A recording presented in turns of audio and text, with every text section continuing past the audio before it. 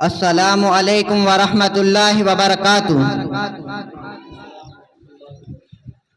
بسم اللہ الرحمن الرحیم۔ الحمد للہ رب العالمین والصلاة والسلام علی شمس الہدایۃ والیقین وعلی آلہ وصحبہ اجمعین۔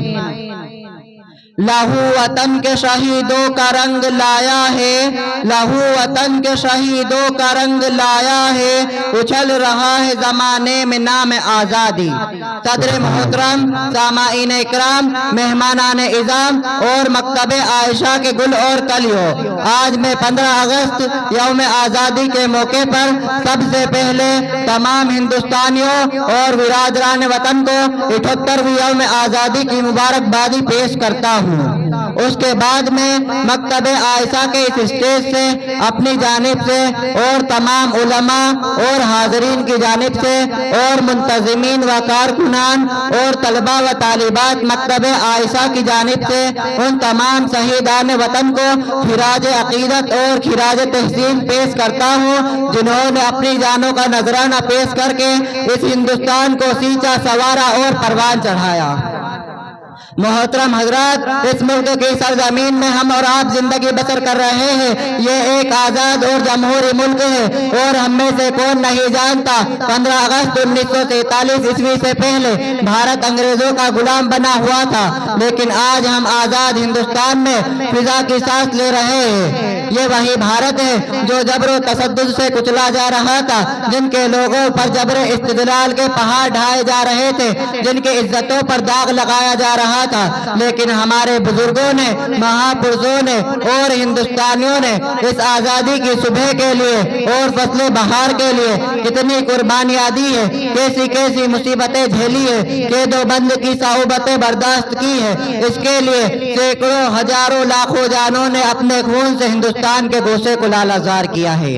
ہمارے وطن عزیز ہندوستان میں انگریزوں کا تقریباً 200 سالوں تک راتبانہ تسلط رہا ہے اور تاریخ گواہ ہے، تاریخ شاہد ہے کہ جب تک ہندوستانیوں کے بیچ دوریاں بنی رہی، قوم و نسل اور ذات پات کا معاملہ رہا، انگریزوں پر مکمل کامیابی نہیں ملی۔ لیکن جب امام الہند مولانا ابوالکلام آزاد رحمت اللہ علیہ، پنڈت جواہر لال نہرو، بھگت سنگھ، ڈاکٹر ذاکر حسین اور ڈاکٹر راجندر پرساد جیسے عظیم رہنماؤں نے ہندو، مسلم، سکھ، عیسائی آپس میں بھائی بھائی سبھی نے قوم و نسل اور ذات پات کے معاملے کو بالا طاق رکھ کر ایک جٹ ہو کر اتحاد کے ساتھ انگریزوں کا ڈٹ کر مقابلہ کیا، جب جا کر 15 اگست 1947 عیسوی کو ہمارا یہ ملک آزاد ہوا اور آج ہم آزاد ہندوستان میں فضا کی سانس لے رہے ہیں۔ انشاءاللہ الرحمن مرتے دم تک لیتے رہیں گے۔ مفسر اکرام حضرت مولانا ابوالحسن علی ندوی رحمت اللہ علیہ فرماتے ہیں، جب انگریزوں نے ایک ایک کر کے انگریزوں نے ہندوستان کے ایک ایک ریاست کو اپنانے لگا تو سب سے پہلے اس خطرہ کو جس نے محسوس کیا وہ محصور کا رہنے والا بلند ہمت غیور سپہ سالار ٹیپو سلطان کی ذات گرامی ہے۔ انہوں نے فرمایا کہ اگر کوئی منظم طاقت انگریزوں کے مقابلے کے لیے نہیں آئی تو انگریز ایک ایک کر کے پورے ملک کا قابض ہو جائے گا۔ چنانچہ انہوں نے جنگ کا فیصلہ کیا اور ہندوستان کے مختلف بادشاہوں اور نوابوں کو خطوط لکھا، اس کے اندر انگریزوں کو جنگ پہ آمادہ کرنے کی کوشش کی اور اس مجاہد بادشاہ نے انگریزوں سے تنے تنا لڑتے رہی۔ آخر کار 4 مئی 1799 عیسوی کو سری لنکا پٹنم کی لڑائی میں شہید ہو کر شہیدان وطن کی فہرست میں اپنا نام لکھوا کر اور انگریزوں کی غلامی اور قید والی زندگی کو موت پر تنظیر دیتے ہوئے فرمایا کہ شیر کی ایک دن کی زندگی، کہ شیر کی ایک دن کی زندگی جیدر کی 100 سالہ زندگی سے بہتر ہے۔ انگریزوں نے مغل کے آخری بادشاہ بہادر شاہ ظفر کو گرفتار کر کے برما بھیج دیا، جہاں ان کی موت ہوئی اور ان کو اپنے وطن میں دفن ہونے کے لیے 2 گز زمین بھی نہ مل سکی۔ اسی آزادی کے لیے مفتی کفایت اللہ رحمت اللہ علیہ نے پھانسی کے پھندے کو گلے سے لگایا۔ اسی آزادی کی بنا پر مولوی محمد باقر علی انگریزوں کی توپ کا نشانہ بنے۔ اسی آزادی کی بنا پر مولانا ابوالکلام آزاد، مہاتما گاندھی برطانوی قید خانے میں مصیبت مصیبتیں اور پریشانیاں اٹھائی. اتنے پر ہی بس نہیں بلکہ وطن کی آزادی کے لیے اپنی جان کو جان نہ سمجھتے ہوئے وطن کی آزادی کے لیے سب کچھ قربان کر دیا.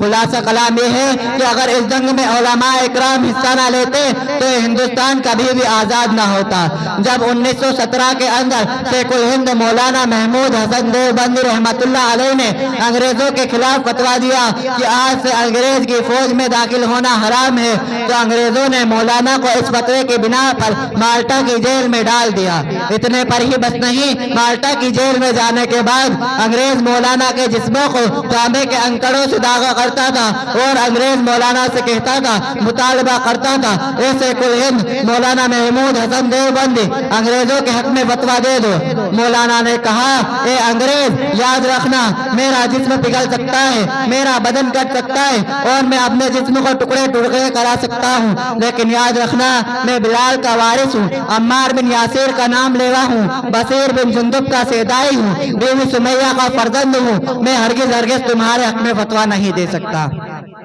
اس سے پتہ چلتا ہے کہ ہم اسی ہندوستان کے باسی ہیں اور ہم اسی ملک میں پیدا ہوئے ہیں اور جب تک ہماری ذات چلتی رہے گی ہم اپنے دین و شریعت کے ساتھ سنت پر عمل کرتے ہوئے عزت کے ساتھ عظمت کے ساتھ اور شہرت کے ساتھ زندگی گزاریں گے اور جب ہماری موت آئے گی تو مر کر بھی وطن عزیز کی سرزمین میں دفن ہو جائیں گے.